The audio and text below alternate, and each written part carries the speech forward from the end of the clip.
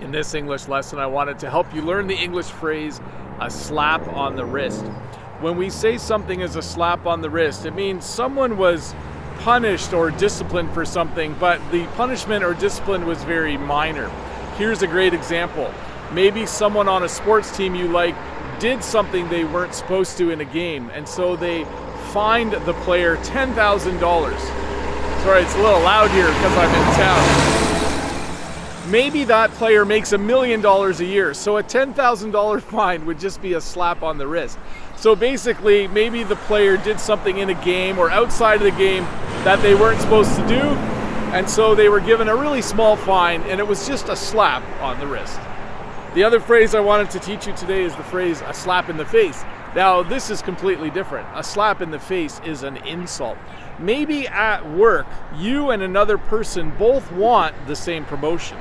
Maybe you've been at the job for 20 years and you've worked really hard and you think you deserve it, and the other person has worked there for 15 years and they worked really hard and they think they deserve it, and then they give the promotion to the boss's son.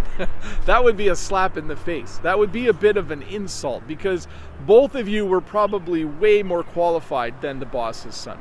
So to review, a slap on the wrist is when you are disciplined for something and it's a very minor discipline compared to what you did.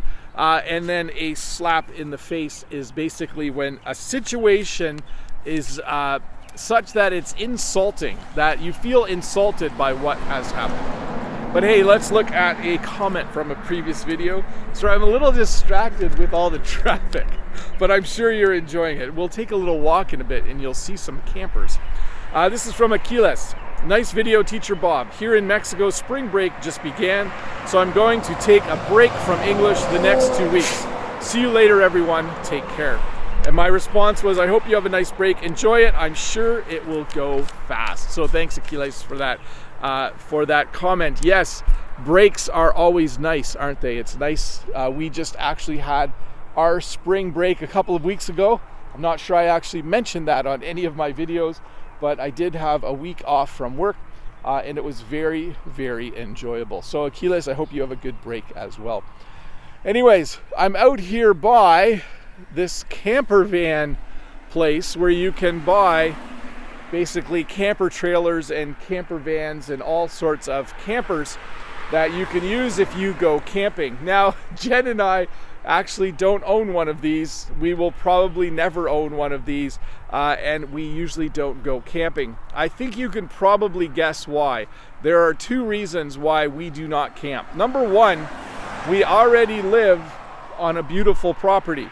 We live on a farm. We have lots of trees and we have a river, and it's just very peaceful. So when I go to a campground, it actually seems a little bit crowded and it seems noisy. So the place where I live is already quite nice and quite peaceful.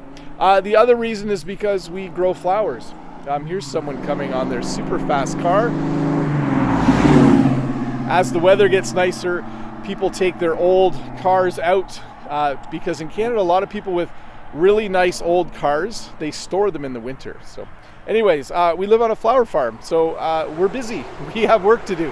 There are things that we need to get done, and so we do not camp. Let's spin around and have a look once more, though.